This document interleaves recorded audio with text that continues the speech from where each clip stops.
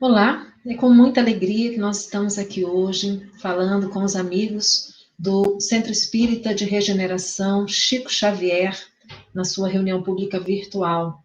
Hoje nós vamos falar um pouco sobre a reencarnação e os laços de família.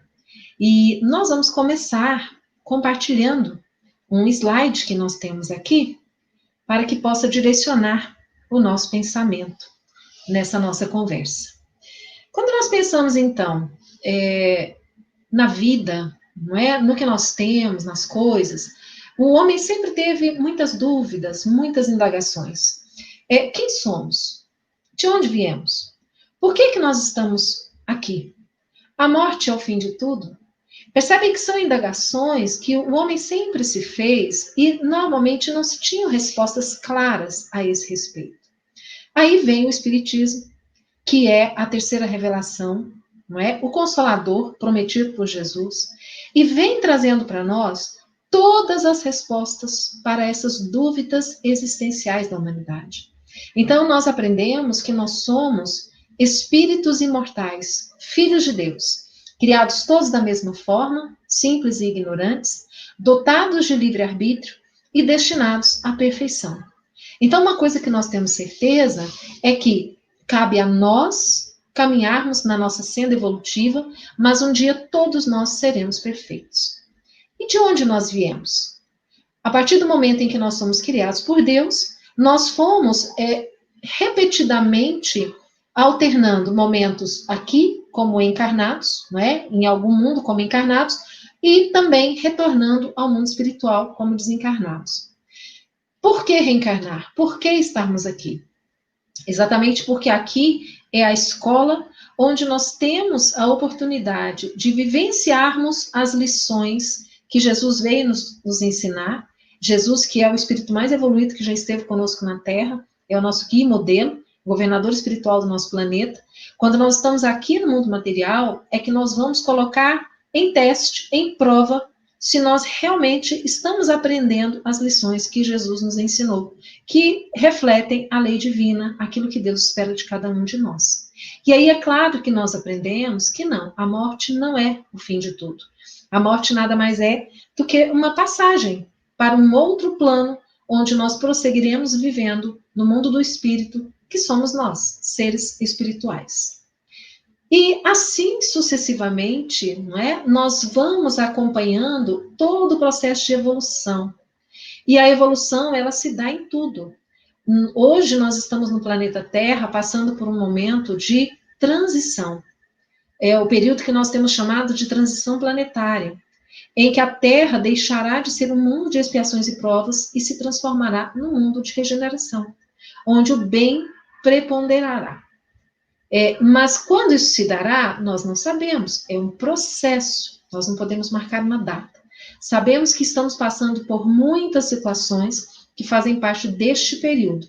Um período turbulento, mas que nós vamos, com certeza, se nós trabalharmos no sentido de nos melhorarmos, de adquirirmos as virtudes e combatendo em nós os vícios morais, nós herdaremos uma terra com certeza muito mais justa, com mais amor, com mais solidariedade, com mais fraternidade.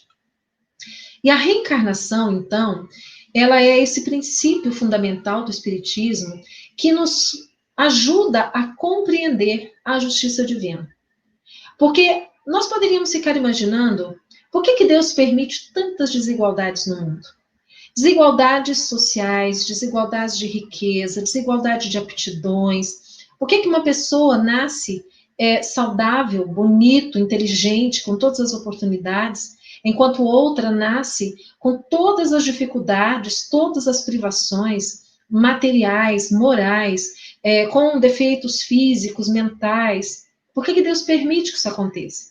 Então, a reencarnação é que vai nos mostrar que muitas vezes o que nós estamos vivendo hoje nessa reencarnação, nós estamos nada mais do que colhendo algo que nós plantamos no passado. Porque nós estamos aí submetidos a esta lei de ação e reação, onde nós aprendemos que a semeadura é opcional, mas o plantio, a colheita é obrigatória. Então, nós só vamos colher aquilo que nós plantarmos. O que nós estamos vivendo hoje é a colheita daquilo que nós plantamos no nosso passado. seja um passado recente dessa mesma reencarnação, seja de um passado mais distante de outras reencarnações. E hoje nós estamos semeando aquilo que nós vamos colher no nosso futuro.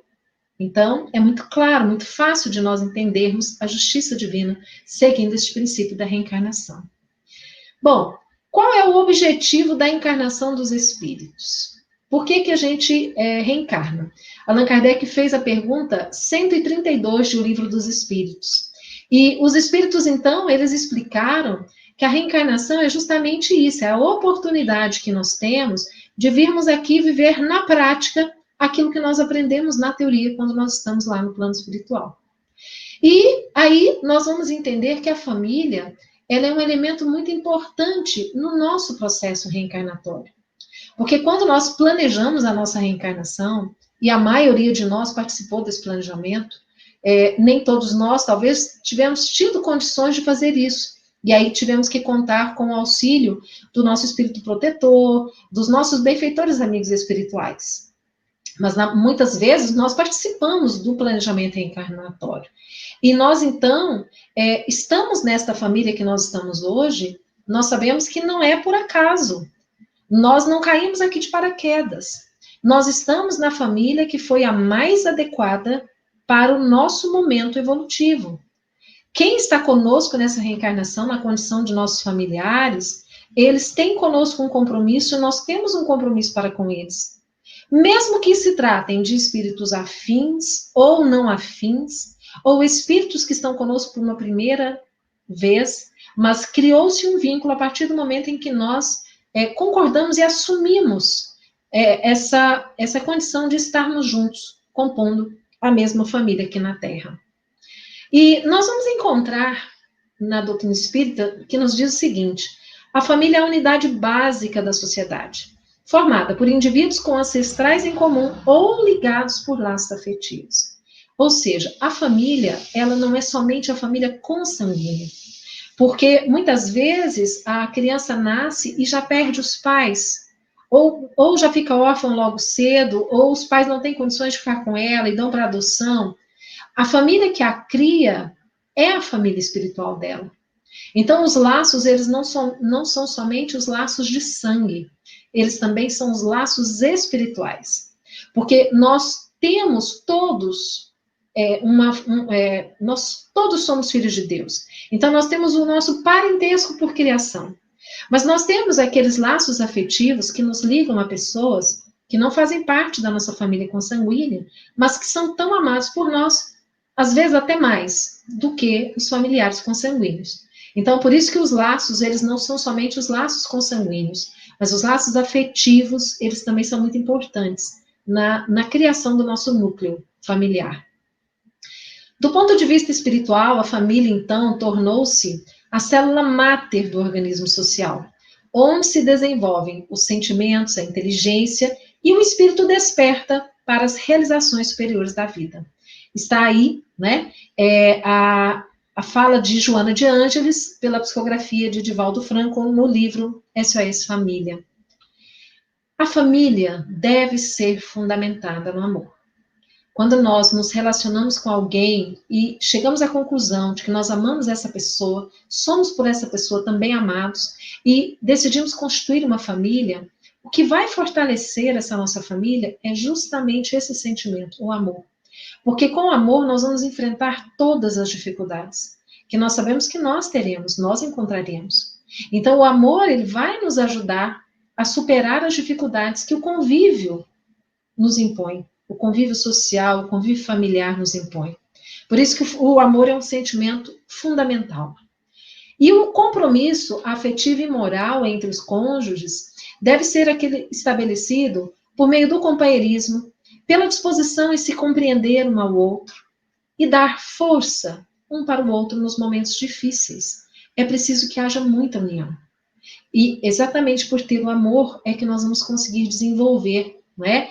Essas atitudes que são necessárias para que o compromisso afetivo seja exitoso. Nós também precisamos caminhar juntos. Quando nós começamos a viver juntos, é quando começam a aflorar os defeitos, não é? E as coisas se complicam.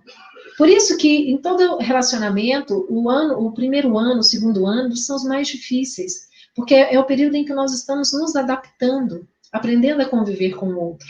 Porque fomos criados em lares diferentes, muitas vezes com tipos de educação diferentes. Então, é aquele período em que nós precisamos compreender o outro que pensa diferente de nós, que age diferente de nós, e é preciso, então, nós fortalecemos ainda mais os laços para superarmos essas dificuldades. Então, iniciar um bom relacionamento só é possível quando há harmonia. E para se viver em harmonia, é preciso que ambos se esforcem. Então, devemos, para isso, colocar em prática. Primeira dica, a criatividade. Exatamente a capacidade de nós termos ideias para que juntos possamos superar os problemas. Porque problemas, é claro que todos nós temos. O que faz a diferença é nós termos a capacidade de sairmos juntos do problema, sem deixar ninguém para trás. Que nós saibamos como família, como casal, como cônjuge, identificarmos o problema e aprendermos a solucioná-lo de forma conjunta, unidos, no mesmo propósito. A segunda dica é o compromisso. E o compromisso é saber que quando nós nos ligamos a alguém, nós temos obrigações e deveres, não somente direitos. E que isso deve ser respeitado. Então, quando eu percebo que o meu direito e a minha liberdade vai até o momento em que não invade a do outro, e eu respeito o direito do outro, tem tudo para dar certo. Mas é importante que a gente tenha essa noção, não é? De que nós não temos somente direitos, nós temos também obrigações e deveres para com o nosso companheiro ou com o nosso cônjuge. A responsabilidade, né? Que implica na responsabilidade de cada um responder pelos seus atos.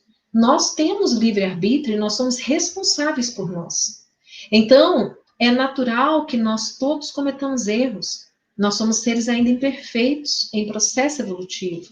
E quando nós reconhecemos que nós erramos, e para que nós possamos reconhecer, é importante que nós tenhamos humildade para identificar em nós esses erros, fica muito mais fácil, porque quando eu admito, é o primeiro passo que eu dou no sentido de me corrigir e de buscar não errar novamente.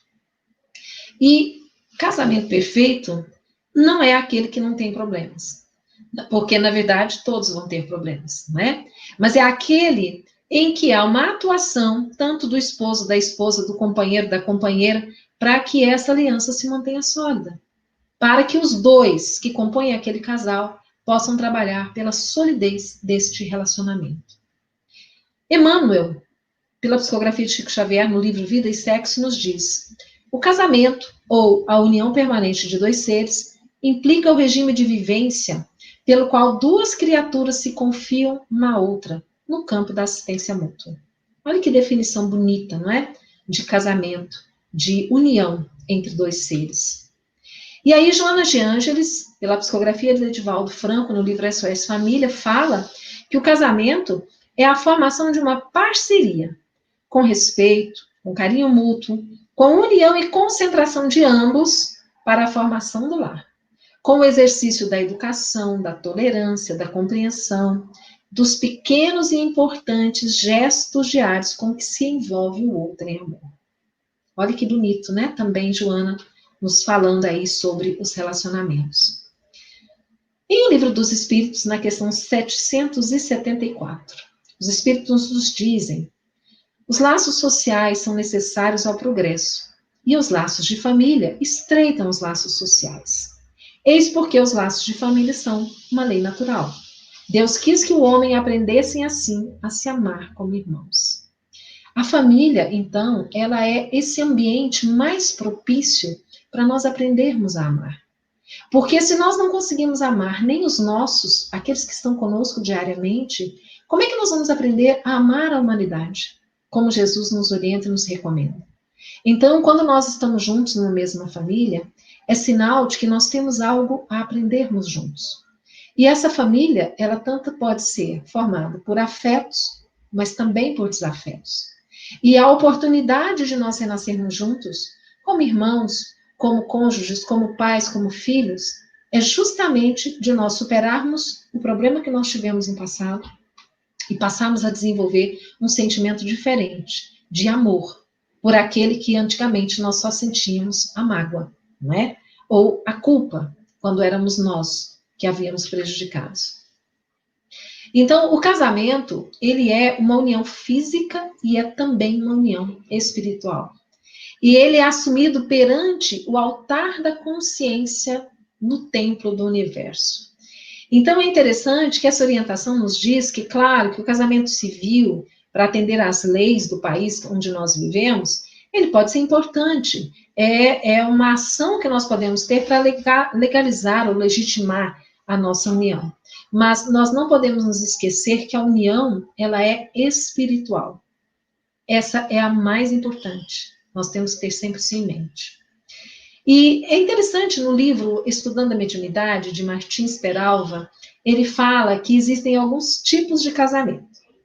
Primeiro ele fala do casual, que ele diz que é aquele primeiro encontro entre duas criaturas. Então, eu nunca tive um relacionamento anterior com essa pessoa e nessa reencarnação nós decidimos constituir juntos uma família. Então, esses são os casuais. Muitas vezes não foram planejados. Não fazia parte do nosso planejamento reencarnatório, mas nós nos precipitamos e assumimos um compromisso com alguém que não era o previsto, mas que Deus permite e que vai tirar de nós um aprendizado. Os casamentos do tipo provatório é o reencontro de espíritos de diferentes graus de adiantamento espiritual que no passado desentenderam-se, por isso voltam a encarnar para superar as provas a que forem submetidos e progredirem. Aqui, meus irmãos, eu penso que está grande parte dos relacionamentos. É exatamente por quê? Porque Deus se aproveita da estrutura da família para nos ensinar o amor, a amarmos uns aos outros. Mas tem também os tipos expiatórios. Em vidas anteriores, marido e mulher erraram muito. Reencarnam em novo lar para corrigir os erros cometidos. É um casamento de resgate. É aquele tipo de casamento que não deu certo, não é? Foi feito tudo, mas foram cometidos muitos erros da parte de um, da parte do outro.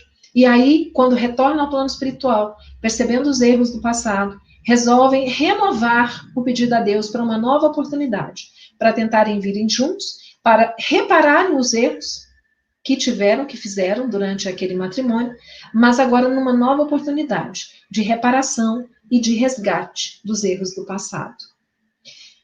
Na sequência, um tipo de casamento também que Martins Peralva nos fala, que é o tipo sacrificial, que é a união de um espírito um tanto evoluído com o outro menos evoluído, com o fim de auxiliá-lo a progredir. Então, muitas vezes, o espírito reencarna sem necessariamente precisar daquele tipo de reencarnação, mas por amor ao outro, com quem ele se compromete de vir para auxiliar o seu processo evolutivo. Nós temos um exemplo de Alcione no livro Renúncia, em que ela não precisaria mais reencarnar aqui. No entanto, ela pede para reencarnar, para acompanhar Pólux, que era o seu amado, e ela gostaria de acompanhá-lo no seu novo processo, no seu novo planejamento reencarnatório. Os tipos afins. Espíritos evoluídos, com sentimentos elevados, que se amam verdadeiramente. Corações afetuosos, juntos com objetivos supremos, para, aliados, adiantarem-se espiritualmente. Fico imaginando que esse aqui é o sonho, né, de todos nós, de termos um casamento com um espírito afim, para que juntos nós possamos seguir a nossa trajetória evolutiva. E os tipos transcendentes. São almas engrandecidas no bem e que se buscam para realizações imortais. Espíritos já superiores, né, espíritos melhores, que reencarnam com o objetivo de auxiliar no processo, no progresso da humanidade, né, daquele grupo familiar, mas que são realmente espíritos já mais preparados e que vêm com uma missão. E aí, Martins Peralva faz essa reflexão. Nós não sabemos em que categoria nós nos achamos, nós não temos como descobrir isso agora. Mas não existe o acaso. Ninguém se acha sob o mesmo teto por mera casualidade. Então, nós estamos na família que nós merecemos e que nós precisamos. Isso aí é um fato. E os filhos? Quem são nossos filhos?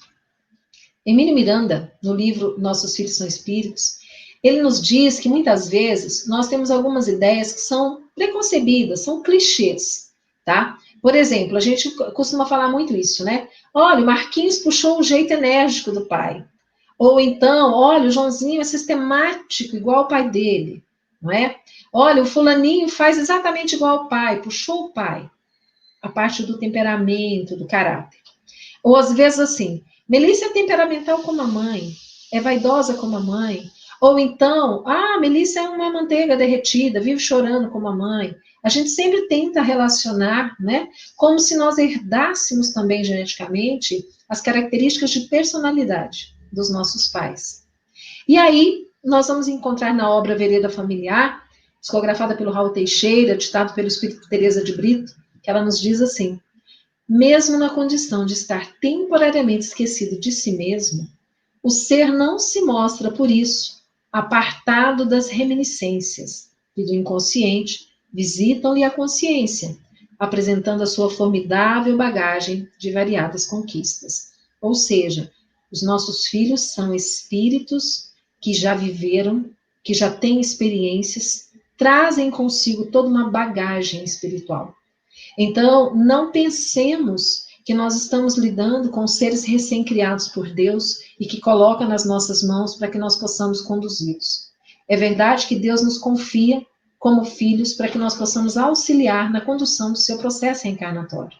Mas nós não podemos nos esquecer que esses espíritos já trazem todo um conteúdo imenso de vivências do passado. Já trazem tendências, já trazem valores que estão esculpidos em suas personalidades e consciências. Então, nós temos a oportunidade de auxiliar na renovação e na melhora desses espíritos. Não é quando Deus nos confia aí como pais e mães. Mas como influenciar corretamente? Agora, isso aí, gente, não tem dúvida, né? O que educa é o exemplo, não são só as palavras. Eu posso falar para o meu filho o que ele deve fazer, mas se eu não der o exemplo, não vai adiantar. Porque ele vai perceber a incoerência. Então, se eu falo para o meu filho, se eu ensino para ele que nós temos que dizer sempre a verdade, que nós não podemos mentir, e se de repente o telefone toca e eu digo, se for para mim, diga que eu não estou. Neste momento, eu estou sendo incoerente com aquilo que eu ensino para o meu filho. Então, nós precisamos ensinar e fazer tudo o que nós pudermos para exemplificar. Porque se nós exigimos dele, nós temos também que dar o exemplo. E aí, é bom ter cuidado. Principalmente quando as crianças são pequenas, a gente acha que pode ensinar coisinhas para as crianças que são engraçadas, não é? Aquela coisa de molhar a chupeta da criança na cerveja, para que ele experimente. Ou, muitas vezes, ensinar a mexer com a moça bonita que passou do lado, achando que isso é bonitinho. Cuidado, porque as crianças aprendem assim. Então, nós temos que ter cuidados também com o ambiente em que essa criança vive, evitando que seja um ambiente agressivo, que ela tenha que conviver com a agressão, com a mentira. Não devemos colocar nas crianças esses medos traumatizantes. Fazer com que ela se deite e diga: olha, se você não dormir agora, o bicho-papão vai te pegar. Eu me lembro que na minha infância a gente falava do homem do saco. Então, gente, não podemos fazer isso. Incutir esses medos absurdos nas crianças. Não é? Não ficar oferecendo os sabores alcoólicos ou qualquer outra coisa que possa prejudicar a saúde dessa criança. Ao contrário, o que nós temos que fazer? Instigar-lhes o bom humor, a importância do sorriso, da gentileza, da cordialidade, né? Fomentar-lhes a descontração e a alegria verdadeira, mostrando o quanto a vida é bela, o quanto vale a pena viver, mesmo com problemas, mesmo com dificuldades. A vida é maravilhosa. E evitar tudo que incentive e fortifique a vaidade e o orgulho. Sabe? Então, aquilo da gente dizer que, sabe, olha, você é a pessoa mais linda do mundo, mais inteligente. Não, você é lindo, você é inteligente, mas o seu coleguinha também é. Não é? Mostrar que todos nós temos o nosso valor. Mas muitas vezes a preocupação dos pais é exatamente essa. O que meu filho vai ser quando crescer? Será que ele vai ser um médico, um advogado, um engenheiro, um arquiteto? Será que ele vai ser um funcionário público de alto padrão? Ou ele vai ser um militar? Ou ele vai ser um psicólogo, um professor? O que ele vai ser? Quando, na verdade, nós precisamos pensar é que valores que esses nossos filhos terão. Porque independente da profissão que ele escolher, ele pode ser um bom profissional ou não, dependendo dos valores que ele tiver adquirido durante essa reencarnação. E é claro que nós sabemos que os relacionamentos familiares não são somente flores. Nós temos dentro do lar famílias problemas, famílias que vivem em ambientes de conflitos terríveis, irmãos que se antagonizam, casais em lamentáveis litígios, animosidades entre pais e filhos, tempestades verbais, ficarmos agredindo um ao outro verbalmente, às vezes fisicamente. Então, tudo isso nós sabemos que é uma realidade em muitas famílias. Mas nós precisamos, então, buscar a superação dessas dificuldades. Porque Deus nos dá essa força. E quando nós colocamos o amor, a boa vontade acima de tudo, nós vamos conseguir vencer com calma. Muitas vezes é o tempo que vai nos ajudar, mas nós não podemos desistir.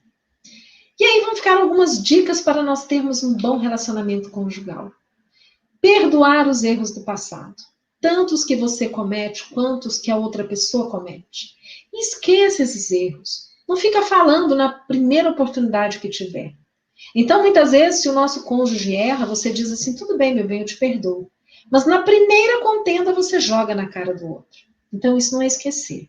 É realmente esquecer e perdoar. Encarar a pessoa com realismo.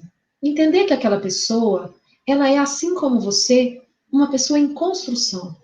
É uma pessoa num processo evolutivo, portanto, ela não é perfeita. Então, não queramos exigir do outro uma perfeição que nós ainda não temos e que o outro não pode nos dar. Nós damos aquilo que nós temos. Então, nós precisamos deixar de colocar o outro num pedestal, como se ele fosse melhor ou superior ou perfeito. Não podemos idealizá-lo demais, porque fatalmente nós vamos nos decepcionar. Não confunda seus problemas pessoais com problemas na relação. Não desconte os seus problemas no seu companheiro, na sua companheira. Porque problemas nós temos, muitas vezes no trabalho, coisas que estão nos preocupando. Não levemos isso para casa para descontar a nossa frustração no outro, por problemas financeiros ou o que quer que seja. Dedique ao outro amor e compaixão, sem esperar retorno imediato. Às vezes a pessoa está num dia ruim, às vezes é um dia que ela está ríspida, que ela está mal-humorada, que nós saibamos aguardar. Espera, porque isso vai passar. Né? Não levemos como sendo algo pessoal conosco. Não estabeleça competição com o outro. O casal ele precisa caminhar juntos, não é um à frente do outro. Por isso que aquela frase que diz que sempre atrás de um grande homem tem uma grande mulher, ela é uma frase equivocada. Porque na verdade não é atrás, é ao lado. Não é na frente nem atrás, é ao lado. Porque é juntos que nós vamos caminhar melhor. Ouça mais e fale menos. Não é à toa que nós temos 2 ouvidos e uma boca só. Precisamos aprender a ouvir o outro. Ser compreensível em ouvir o outro. Não humilhe, não desvalorize. Vamos aprender a escutar. Nós temos tanta facilidade para falar e temos muita dificuldade para escutar. A crítica rude, a ironia, a inveja, a raiva, o medo, todos esses sentimentos aí são sentimentos negativos e que, claro, devem ser afastados da relação. Gente, é uma luta diária. Não estou dizendo que é fácil, mas que é possível. Nós precisamos buscar essa situação. Além de eliminação das arestas produzidas pela nossa própria inferioridade, a família também ela é um ponto de referência que nos ajuda a manter o contato com a realidade. Exatamente por quê? Porque na nossa família as pessoas nos enxergam como nós somos, com os nossos erros. Aquele verniz social que muitas vezes nós temos no ambiente de trabalho, na casa espírita, em casa, nós somos autênticos. E é a família que nos mostra onde nós precisamos melhorar, o que nós estamos fazendo de errado, pisando na bola. A família inquestionavelmente constitui o mais notável núcleo de libertação e de aprendizagem para os espíritos chegados ao mundo, das densas energias nas atividades da renovação individual. É o que nos diz aí a Teresa de Brito no Vereda Familiar. Rodolfo Caligares, Leis Morais. A família é uma instituição divina cuja finalidade principal consiste em estreitar os laços sociais, ensejando-nos o melhor modo de aprender a amar-nos como irmãos. E aí, para nós terminarmos, Allan Kardec pergunta, a questão 775 do Livro dos Espíritos, qual seria para a sociedade o resultado do relaxamento dos laços de família? E os espíritos respondem, uma recrudescência do egoísmo. Então, nós precisamos ter em mente que Deus nos dá essa oportunidade hoje de estarmos reencarnados nesta família com um propósito. Ninguém diz que é fácil, mas as relações não são fáceis, os relacionamentos não são fáceis, porque nós não somos pessoas fáceis. O que nós temos que buscar é fazer o melhor que cada um de nós pode, para contribuir no relacionamento familiar que nós temos. Porque somente juntos é que nós vamos aparar as arestas e vamos desenvolver essa capacidade de amar. Eu agradeço a todos vocês pela atenção, que Jesus nos abençoe hoje e sempre. Que assim seja.